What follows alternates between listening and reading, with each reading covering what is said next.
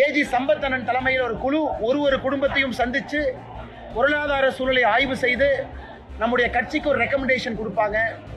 அதை வைத்து நாம் கொடுக்கக்கூடிய 1 லட்சம் ரூபாய் காசோலையை தாண்டி நிரந்தரமாக அவர்களை இந்த வறுமையின் பிடியிலிருந்து மேலே கொண்டு வருவதற்கு பாரதிய ஜனதா கட்சி உதவி செய்யும். ஒரு விஷயத்தில் நாங்கள் தெளிவாக இருக்கின்றோம். கள்ளச்சாராயமும் திமுகவினுடைய அடிமட்ட தலைவர்களும் பின்னி பிணைந்திருக்கின்றார்கள். காவல்துறை ஒரு வீட்டை சோதனை பண்ணாங்க, திமுகவினுடைய ஸ்டிக்கர் இருக்கு, அந்த வீட்டில் கள்ளச்சாராய பாக்கெட் இருக்கு. திராவிட முன்னேற்ற கழகத்தினுடைய அரசனுடைய தப்புக்கு ஒரு அமைச்சர் பொறுப்பேற்க வேண்டும் என்றால் இந்த புரோகிபிஷன் அமைச்சர் பொறுப்பேற்கும். 1000 டாஸ்மாக் கடைகளை குறைந்தபட்சம் நாளை மூடுவதாக முதலமைச்சர் அறிவிப்பு செய்து புரோகிபிஷன் மினிஸ்டர் அவர்கள் தன்னுடைய பதவியிலிருந்து ராஜினாமா செய்ய வேண்டும்.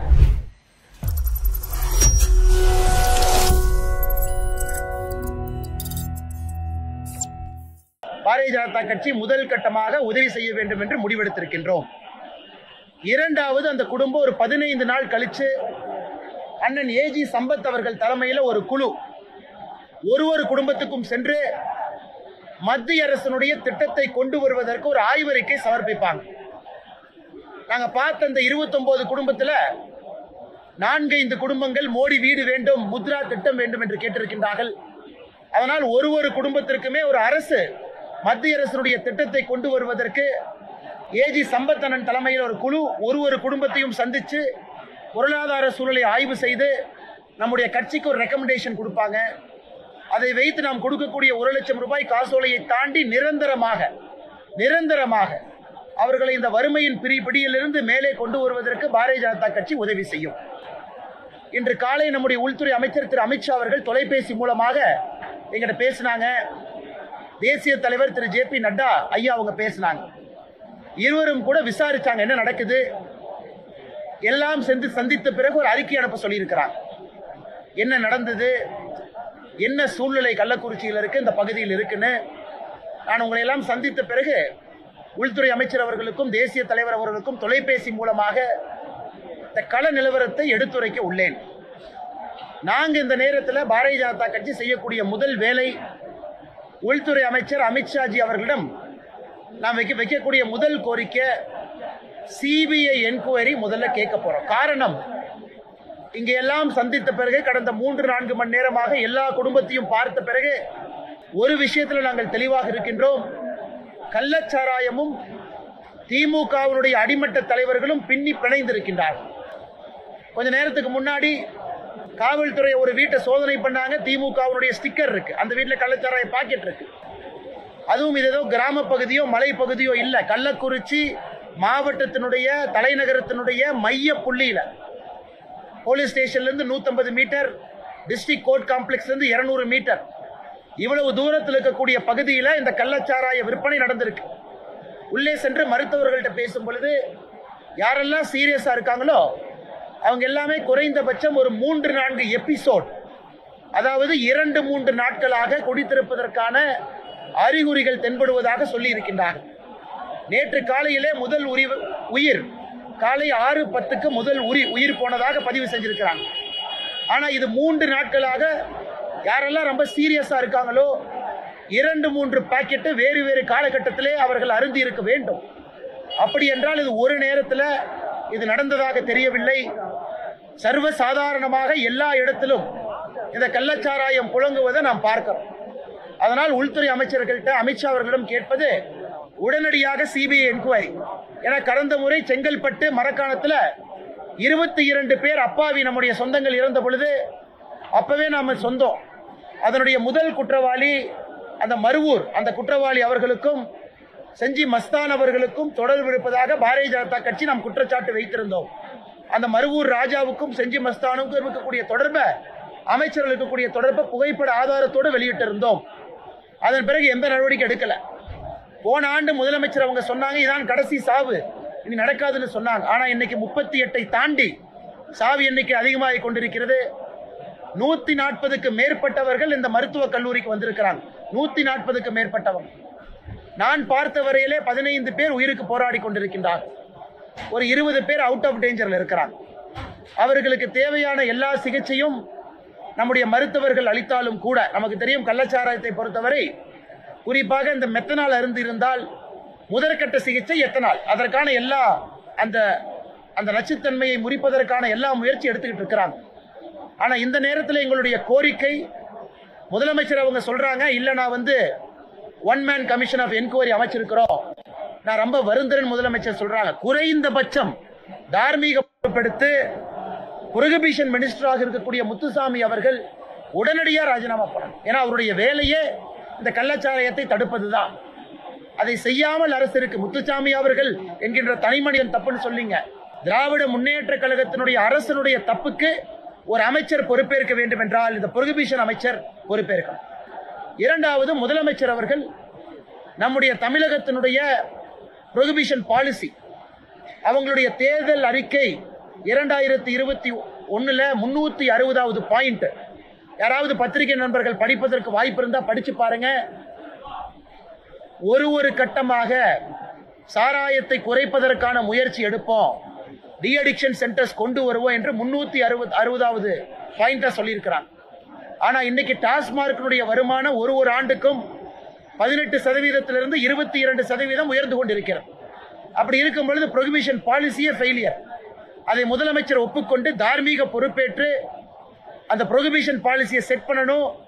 இறந்து போன அந்த உயிர்களுக்கு மதிப்பளித்து நாளை முதலமைச்சர் அறிவிப்பு கொடுக்கணும். தமிழகத்தில் 1000 டாஸ்மாக் கடைகளை மூடுவோம் என்று முதலமைச்சர் அறிவிப்பு கொடுக்கணும். முதல் கட்டமாக ஃபேஸ் வைஸா சாராயத்தை ஒழிக்க வேண்டும் என்றால் அரசு டாஸ்மார்க்கை நடப்பதற்கான தார்மீக உரிமை இல்லை. திமுகவை சார்ந்த எம்பிக்களோ சில நபர்களோ நடத்தக்கூடிய சாராய ஆலை நன்றாக இருக்க வேண்டும் என்பதற்காக டாஸ்மாக் நடந்து கொண்டிருக்கிறது. தார்மீக பொறுப்பெடுத்து புரோகிபிஷன் பாலிசி ஃபெயிலியர் ஆயிருச்சுன்னு முதலமைச்சர் ஒத்துக்கிட்டு 1000 டாஸ்மாக் கடைகளை குறைந்தபட்சம் நாளை மூடுவதாக முதலமைச்சர் அறிவிப்பு செய்து புரோகிபிஷன் மினிஸ்டர் அவர்கள் தன்னுடைய பதவியிலிருந்து ராஜினாமா செய்ய வேண்டும். இது பாரதிய ஜனதா கட்சியினுடைய கோரிக்கை. நாங்கள் கட்சியால் எங்களால் முடிந்தளவு உதவி செய்கின்றோம். மத்திய அரசுடைய திட்டத்தை கொண்டு வர்றோம். முதலமைச்சர் அவர்கள் இதற்கு தனிப்பட்ட முறையிலே பொறுப்பெடுத்து அவர்கள் இங்க பார்க்கணும். நான் உதயநிதி ஸ்டாலின் அவர்கள் அனுப்பி வைப்பேன். தென் மாவட்டத்தில் வெள்ளம் வந்தா உதயநிதி ஸ்டாலின் அவங்க போவாங்க.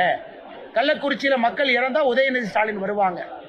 இது அரசனுடைய பொறுப்பில்லாத தனத்தை காட்டுது.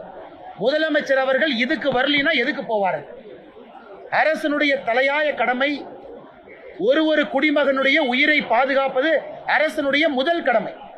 சொத்தை பாதுகாப்பது இரண்டாவது கடமை. அதுக்கப்புறம் தான் டெவலப்மெண்ட், அதுக்கப்புறம் தான் நலத்திட்ட பணிகள். உயிரை பாதுகாப்பது முதல் கடமை.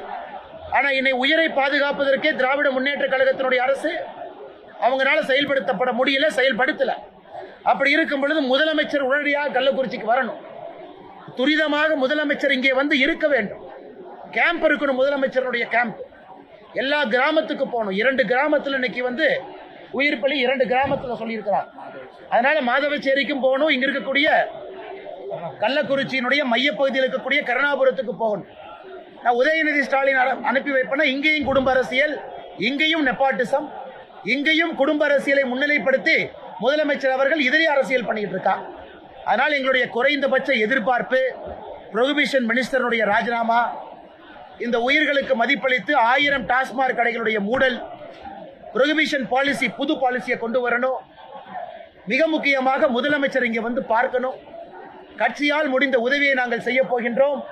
ஒரு குடும்பத்திற்கு நாங்கள் கொடுக்கக்கூடிய நிதி உதவியை தாண்டி இந்த வறுமையினுடைய கோரப்பிடியிலிருந்து வெளியே வருவதற்கு மத்திய அரசினுடைய நலத்திட்ட உதவிகளை நாங்கள் பயன்படுத்த போறோம். ஏஜி சம்பத் அவர்கள் தலைமையில் இருக்கக்கூடிய இந்த குழு இன்னும் 10 நாட்கள் அந்த குடும்பத்துக்கு நேரம் கொடுத்து அவங்களுடைய காரியமெல்லாம் முடிந்த பிறகு அவங்க 15 நாள் டைம் எடுத்து ஆய்வறிக்கையை சப்மிட் பண்ணுவாங்க. அதை துரித கால நடவடிக்கையாக நாங்கள் அதை மேற்கொள்ள இருக்கின்றோம்.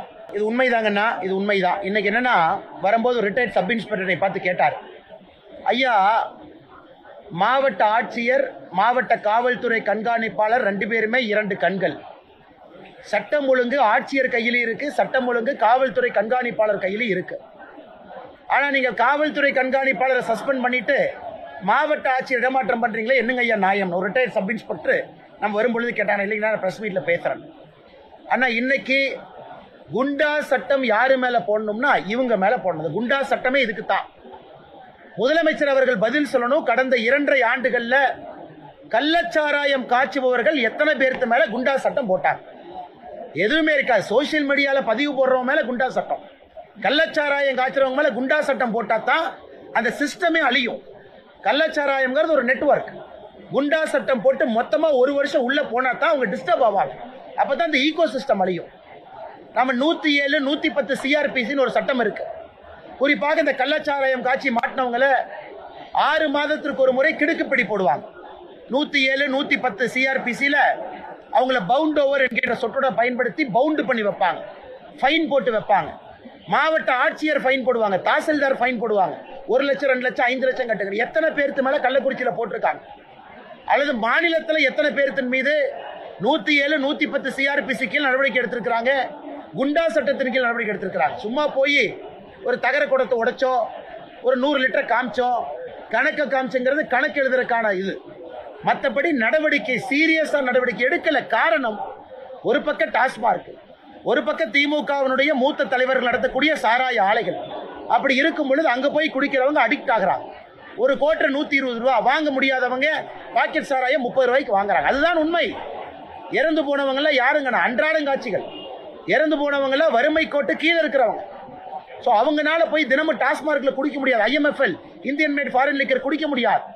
மது கலாச்சாரம் தமிழகத்தில் பெருக பெருக, மது கலாச்சாரம் அதிகமாக மதுவுக்கு அடிமையாக கள்ளச்சாராயத்தை நாடி செல்ல ஆரம்பிக்கின்றார்கள். இதை முதலமைச்சர் எப்ப புரிஞ்சுக்குவாங்க? எப்ப கடிவாளம் போட போறாங்க? அதனால் இதெல்லாம் மக்கள் கேள்விகளா வைக்கிறாங்க. இன்னைக்கு நம்முடைய பத்திரிகை நண்பர் இன்னொரு கேள்வி கேட்டாங்க. இன்னைக்கு எங்களுடைய அரசியல் கட்சியினுடைய கடமை